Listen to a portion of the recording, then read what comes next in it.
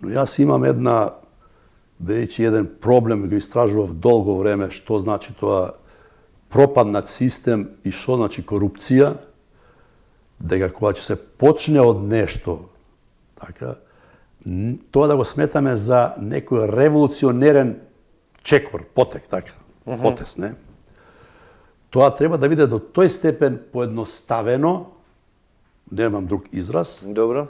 да може кога вие тоа го наметнете и го пременувате, да не тоа звучи дека некому се одмаздувате, така, или правите нешто кое, не знам, да создава некаква атмосфера, туку едноставно воспоставувате, воведувате еден елементарен ред, каде што коруптивно однесување или однесување кое што е надвор од тие некои правила на едно нормално однесување нема да биде можно, недозволено нема да биде можно, кога тој систем ќе ги, како велиме ние, ќе ги селектира, ќе ги истакнува на една позиција напред, не оние кои што се најспособните, без разлика тие дали се партиски припаѓаат на една или не знам на каква опција, кога ќе почнете овие неколку работи да профункционираат во еден систем, вие веќе добивате една здрава, би рекол, како,